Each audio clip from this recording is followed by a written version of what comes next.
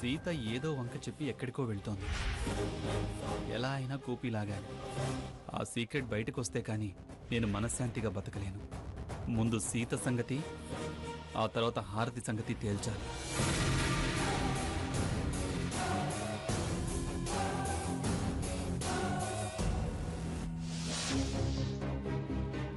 అక్క, ఏంటి పిలిచావు? ఇదిగో ఇది చూడు, ఇదిగో చూడు. ఈ మన్మథనవ సంవత్సరంలో నా మనోవాంఛలు నెరవేరుతాయన్నారు. దొరికిపోయావు నీతి చంద్రిక. నిప్పు చల్లారిపోయింది నిప్పు కణిక. లేచి నిలబడు హారతి. వాట్? హారత? ఎస్, హారతినే. అతను నా ఫ్రెండ్.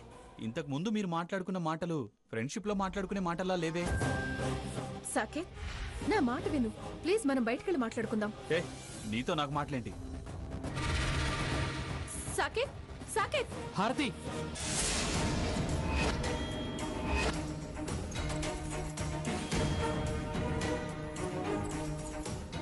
అక్క, హారతికి ఈ డాక్టర్ తెలుసా? నాకు తెలిసి ఈ హారతికి డాక్టర్ సంజయ్కి ఏదో సంబంధం ఉంది. హారతి ఎవరు అంటే బాగా కావాల్సిన మనిషి అని సంజయ్ అన్నాడు. సాకేత్ హారతిని నిలదీస్తే సమాధానం చెప్పకుండా దాటేసి అతన్ని బయటికి నెట్టుకెళ్ళింది. అది దాటేస్తే దాటేసింది. మనం వీటిని అమ్మమ్మకు చూపిద్దాం. వద్దు, వాళ్ళ విషయం అమ్మమ్మగారికి చెప్పి ప్రయోజనం లేదు. ఎందుకు లేదు? దాని బాగోతం ఇది అని అమ్మమ్మ బావకి చెప్తుంది. ఆయన గారు కాస్తన్నా బుద్ధి మార్చుకొని బుద్ధిమంతుల్లా ఉంటాడు. అదేదో కథ చెప్పి ఇదంతా కావాలని వాళ్ళాడే డ్రామా అని అంటుంది. అమ్మమ్మగారు కూడా సాకేత్ మారాడన్న ఉద్దేశంతోనే ఉంది. మళ్ళీ కథంతా చెప్పి తన మనసు బాధ పెట్టడం అంత మంచిది కాదు.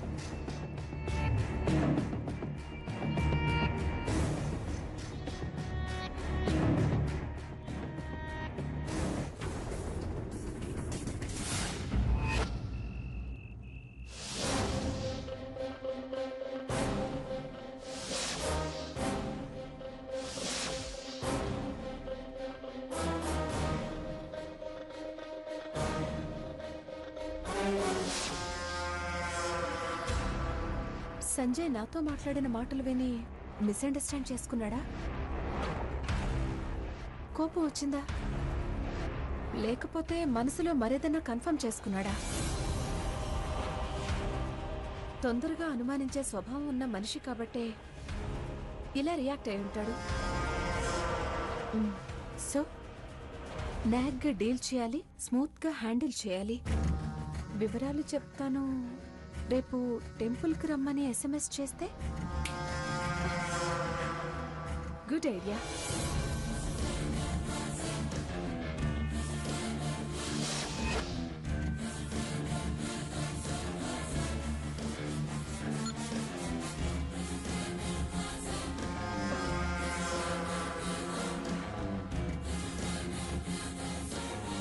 సో రేపు గుళ్ళో మీట్ అవుతాం.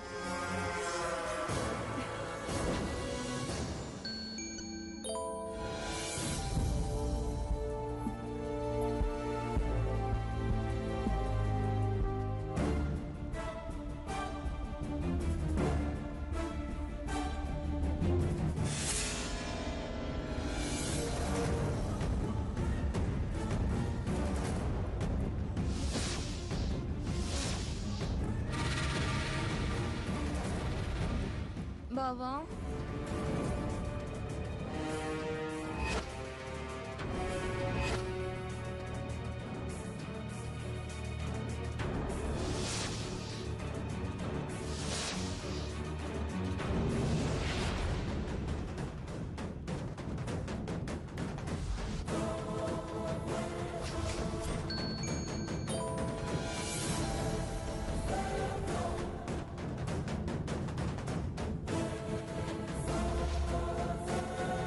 బావా, బావా, బావా, మేనేజర్ బావా, బావా, మేనేజర్ మళ్ళీ ఫోన్ చేశాడు.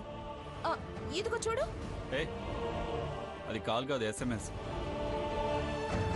అయినా సౌండ్ వస్తే చాలు మేనేజర్ మేనేజర్ అంటావే. ఆయన తప్ప ఇంకెవరు ఫోన్ చేయరా? పడగా. దీని ముందు ఆ ఎస్ఎంఎస్ ఓపెన్ చేస్తే అంతా తెలిసిపోతుంది.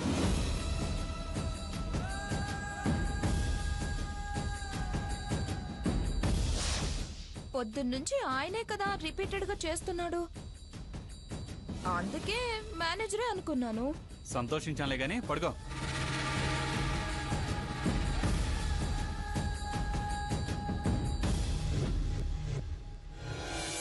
నువ్వు బాగానే నటిస్తున్నావు కానీ నన్ను మేనేజ్ చేయలేవు. నువ్వు పడుకో, చెప్తా నీ ఫోన్ల సంగతి, ఎస్ఎంఎస్ల సంగతి.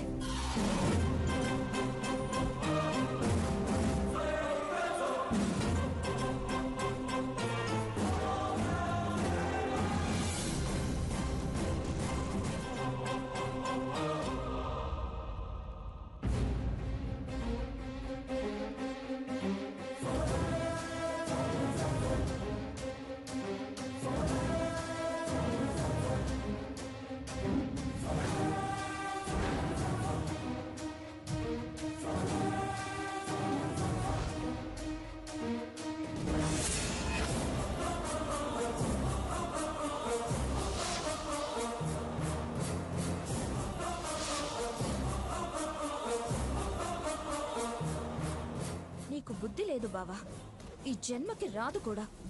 హారతి, నువ్వు మా బావని వదలవా? నీ జుట్టు మా చేతికి దొరికింది. నిన్నెలా బావ నుంచి దూరం చెయ్యాలో నాకు మా అక్కకి బాగా తెలుసు. గుడికి రమ్మని మెసేజ్ పెడతావా? వచ్చి నీ సంగతి తెలుస్తా. అక్క పిచ్చిది, అమ్మమ్మకి చెప్దామంటే వద్దంటుంది. ఈ మెసేజ్ అమ్మమ్మకి చూపిస్తే వద్దొద్దు, అక్కకి కోపం వస్తుంది. తొందరపడద్దు అని చాలాసార్లు చెప్పా, మళ్ళీ ఎందుకు ఇలాంటి పని చేసావు అని తిడుతుంది. ఈ ఎస్ఎంఎస్ ను నా సెల్ కి ఫార్వర్డ్ చేసుకుంటా.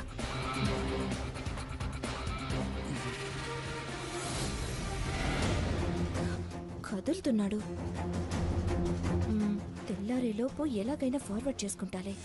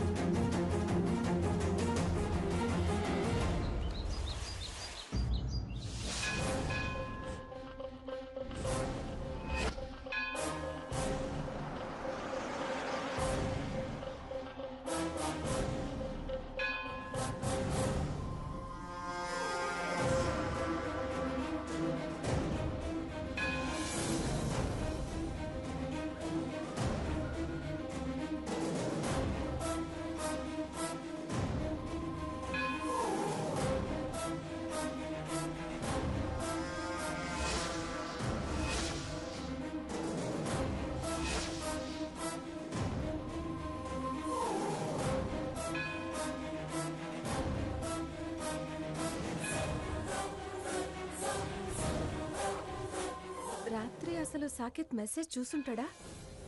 చూసినా వస్తాడా రాడా? రాకపోతే నా మీద అతను డౌట్ పడి కోపంలో ఉన్నట్టు కన్ఫర్మ్ అవుతుంది. వస్తే కన్విన్స్ చేయొచ్చు. ఎస్, డెఫినెట్ గా కన్విన్స్ చేయొచ్చు.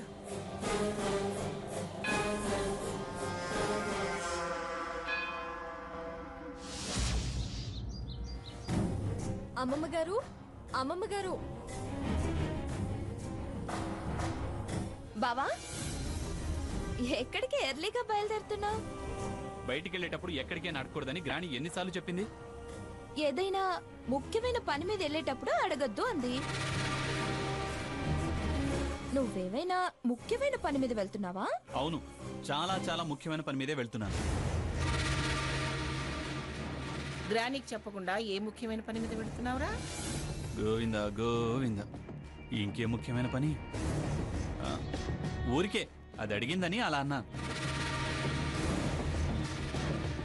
నీకు చెప్పకుండా ఏ పని చేయని వాణ్ణి ఇంకా ముఖ్యమైన పనులకు వెళ్తానా గ్రాని? ఆహా, మళ్ళీ మొదలు పెట్టాడు యాక్షన్. అవును సీత, మీరిద్దరు ఎక్కడికి బయలుదేరారు? గుడిలో ఏదో మొక్కుబడి ఉంది తీర్చాలంటూ అమ్మ రమ్మని ఫోన్ చేసింది. మీకు చెప్తామనే వస్తున్నాం. ఇంతలో సాకేత్ వస్తే స్వర్ణ ఎక్కడికి వెళ్తున్నావని అడిగింది. మీ అమ్మకేం పని లేదా? గంటకో పూజ, పూటకో ప్రదక్షిణ, రోజుకో వ్రతం. నువ్వు మొక్కవు, ఎదుటి వాళ్ళ మొక్కుల్ని తప్పుపడతావేంటి? అందరూ మంగమ్మలు కాదు, వచ్చి నాకే మొక్కులు తీర్చాలి అనుకోవడానికి. సర్లే ఇంకా ఆపండి.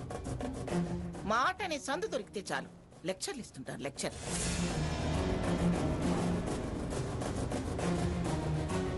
గ్రాని, నేను వెళ్ళొస్తా. ఆగు బావా, ఎలాగో ముఖ్యమైన పని కాదన్నావుగా, మమ్మల్ని గుడికి తీసుకెళ్ళొచ్చుగా. ఇది SMS చూసి ఈ డ్రామా మొదలుపెట్టిందా? కుదరదు, నాకు వేరే పనుంది. అదేంట్రా కుదరదు, వీలు కాదు అంటున్నావు? ఇంత చపల చిత్తం అయితే ఎట్లారా? చెప్పల చిత్తం లేదు, చంచలత్వం లేదు, గాని మీరు ఆగండి. సాకేత్, వాళ్ళని గుడి దగ్గరికి తీసుకెళ్ళి మళ్ళీ ఇక్కడికి తీసుకురారా. ఏంటి, గుడికి తీసుకెళ్ళి మళ్ళీ తీసుకురావాలా? మళ్ళీ తీసుకురాకపోయినా పర్వాలేదు బావా, మమ్మల్ని గుడి దగ్గర దింపేస్తే చాలు. మేము దాని సంగతి తేల్చుకొని వస్తాం. ఇదేం కర్మరా బాబు, ఇలా నన్ను ప్రతిసారి ఇరికిస్తున్నారు. వస్తామమ్మా. అలాగే, తాతయ్య మంచిదమ్మా, జాగ్రత్తగా వెళ్ళండమ్మా.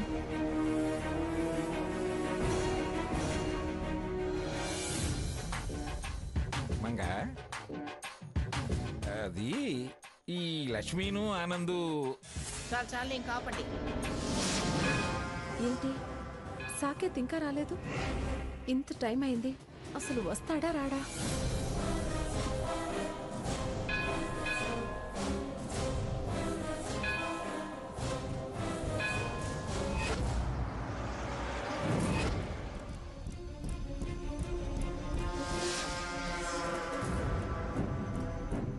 రా బావా, దర్శనం చేసుకుని వెళ్దు కానీ.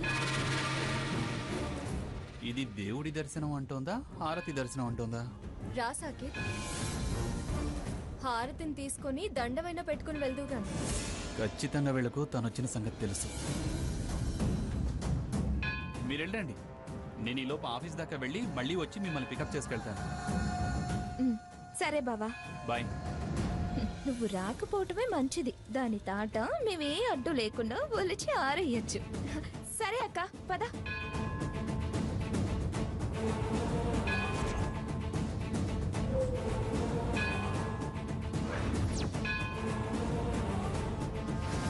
నాకు తెలిసి ఇంకా రానట్టే. ఇక్కడ వెయిట్ చేయడం వేస్ట్.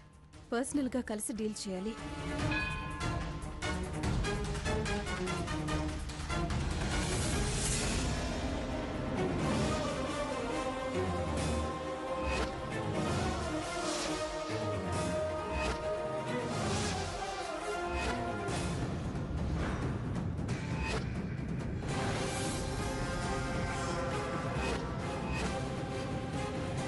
నీకు బుద్ధే లేదనుకున్నాను, చూపు కూడా లేదా? కళ్ళు నెత్తిన పెట్టుకుని నడుస్తున్నావా? చూడక తగిలితే ఎందుకు అలా అరుస్తున్నారు? ఏమైంది ఇప్పుడు? చూడక తగిలిందనడానికి సిగ్గులేదు? గుడికి వచ్చేదే చూపు సరిగ్గా లేని వాళ్ళు మంచి చూపు ప్రసాదించు స్వామి అని వేడుకోవడానికి. నడక సరిగ్గా లేని వాళ్ళు మంచి నడక ఇవ్వు స్వామి అని ప్రార్థించడానికి. పార్కులెంట పబ్బులెంట తిరిగే నీలాంటి వాళ్ళు గుడికొస్తే ఉన్న చూపు మందగించి గుడే అపవిత్రం అవుతుంది. చిన్న విషయాన్ని పెద్ద చేసి నన్ను వ్యక్తిగతంగా విమర్శిస్తావే? మాటలు కాస్త మర్యాదగా మాట్లాడండి. ఏంటి, నీకు మర్యాద ఇవ్వాలా? ఎందుకు మర్యాద ఇవ్వాలి? కళ్ళు మూసుకుపోయి నన్ను ఇలా గుద్దినందుకా? దేవుడు కొట్టాల్సిన కొబ్బరికాయ పగిలేలా చేసినందుకా? ఆఫ్టర్ ఆల్ కొబ్బరికాయ పగిలిందని అనరాని మాటలు అంటావా? ఆ కాయంతా దాని ఖరీదెంత? 10 రూపాయలుంటుంది, అంతే కదా? కావాలంటే 100 పడేస్తాను. 1కి 10 తెచ్చుకొట్టి పుణ్యం మూట కట్టుకో, అంతేకాని లిమిట్స్ దాటి మాట్లాడకు. నీకు కొబ్బరికాయ కనిపిస్తుందే, కానీ దాని విలువ నీకే తెలుస్తుంది. ఖరీదు కడుతుందట, ఖరీదు. నీ దగ్గరే డబ్బుందనుకోకు. ఖరీదు కడతావు కానీ మొక్కు ఖరీదు కడతావా? నా మొక్కు తీరిస్తే భగవంతుడిచ్చే వరం నువ్విస్తావా? ఆ వరం ఖరీదు కట్టగలవా? ఏంటి వాగుతున్నావు? రూపాయి ఖరీదు చేసే హారతి కర్పూరం వెలిగించి కోట్లు కోరుకునే చీప్ బుద్ధున్న దానివి. నువ్వు ఒక భక్తురాలివి, నీదొక మొక్కు. నన్ను నా మొక్కుల్ని విమర్శించే అర్హత నీకెక్కడుందే? నీలాంటి వాళ్ళు గుడికొచ్చేది దేవుని చూడటానికి కాదు, పచ్చని కాపురాలు కూల్చి పరాయి ఆడపడుచుల మొగుళ్ళని వల్ల వేసుకోవడానికి. దైవ సన్నిధిలో ఉండి చెప్తున్నాను, నువ్వు నీ బుద్ధి మార్చుకోకపోతే నాశనం అయిపోతావు, సర్వనాశనం అయిపోతావు. నిన్ను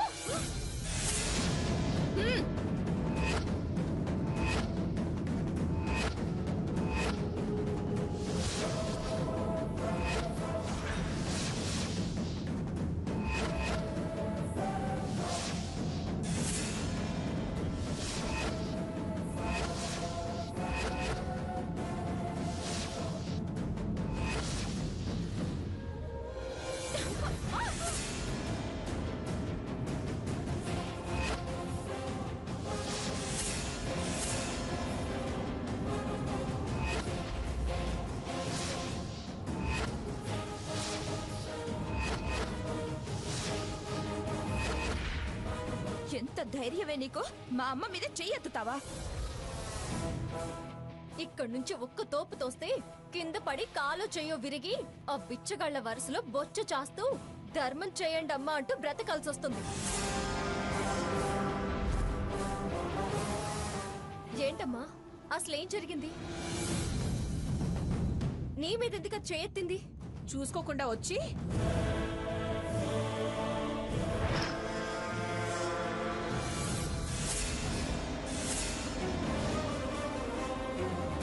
ఖరీదు కడతావు కానీ మొక్కు ఖరీదు కడతావా? నా మొక్కు తీరిస్తే భగవంతుడిచ్చే వరం నువ్విస్తావా?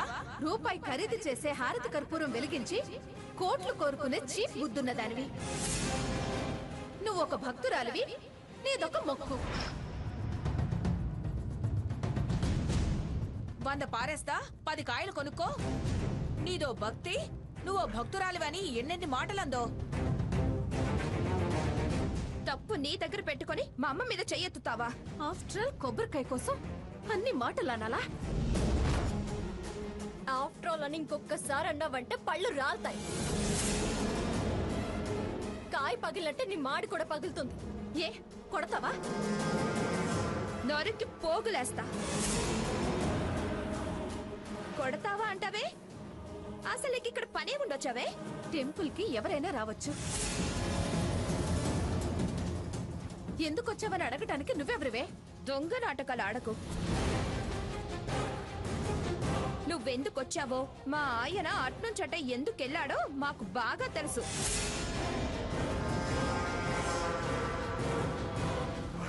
వెదవ డ్రామాలు వేస్తే క్యారెక్టర్ అనేది లేకుండా చేస్తాం, జాగ్రత్త. స్వర్ణ, ఏంటే ఇంకా స్వర్ణ అంటావు? అమ్మ నువ్వు బాగు. చూడు హారతి, నువ్వు నిజంగానే దేవుడి దర్శనానికి వచ్చిందనివే అయితే నాతో రా. దేవుడి ముందు ఆ హారతి మీద ప్రమాణం చేసి చెప్తూ గాని రా. ఏ రా, నా చేయదులు. నీ నమ్మకం కోసం నేనెందుకు ప్రమాణం చేయాలి? అయితే వెళ్ళు. ఆ మాట అనే హక్కు నీకు లేదు. దాని జీవితాన్ని డిస్టర్బ్ చేయాలని చూస్తున్నావు కాబట్టి అనే హక్కు మాత్రమే కాదు, నీ మెడబట్టి బయటకెంటే హక్కు కూడా ఉంది. మేము చేయి చేసుకుంటే జనం పోగవుతారు, తలో తూ అంటే నీ ముఖం చండాలంగా తయారవుతుంది.